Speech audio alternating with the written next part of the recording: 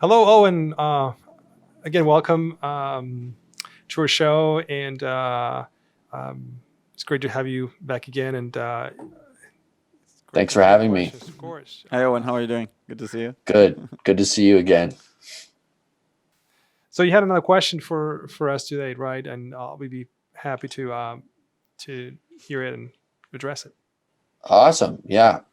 Great. I'm still on the topic of relationships. It's just on my heart. So I wanted to know, talked about a little bit about dating, but I wanted to know more specifically on how we might know or talk with God about how get to know whether God thinks that this is the person that he wants us to marry, and how would we do that?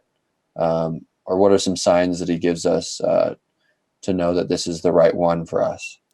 Good. Well, certainly, as you move further into the relationship, and maybe you see that this could be the woman that you want to live with for the rest of your life, and this is the woman that you want her to be the mother of your children.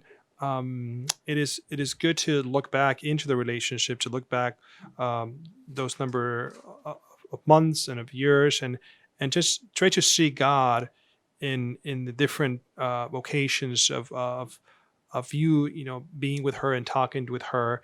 And then as you look God into all that, you try to see how he was present, and like little milestones of his presence in the relationship. And then you turn to the Lord, and maybe you can ask him if this is maybe not the person that you want me to marry. Please, if possible, make it clear, right? Make it really clear, because seems things seem to be going in the right direction, right? And if I don't see something really strong, from you, Lord, she seems to be the woman that could be a great wife and a great mother. So that could be a good way to ask that favor to the Lord. Not necessarily to ask for a positive sign, Mhm. right? But more to bring something that is evident, that will be contrary to you marrying that person. Because if not, it could be endless to ask for positive signs for you marrying that woman, especially if you see great qualities in her and really as the person you'd like to marry and be the mom of your kids. Right. That's great advice, and I think that if I could add to what Father Martin said, there has to be always a prayerful attitude from your point of view, right? To be in almost a constant discernment, right? Asking God, help me see your will in this, right? But from a human point of view, you may want to see some other. Of course, you want to be in love, right, with the person. That a love that is not just a passion that I like this woman, I like her a lot, but something more interior, that is almost, if you want, spiritual to some extent.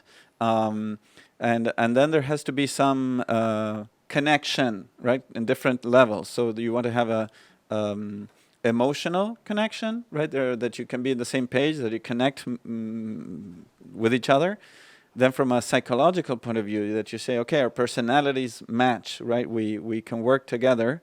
And then even spiritual, and I would say the spiritual aspect is the most important, um, as far as principles, values, and especially about faith, right? So having those three areas together, you want to ask the question, is this the woman that I think I would be living my entire life with, because the passional aspect will go away, maybe after 2 years or 3 years or 5 years or 10 years.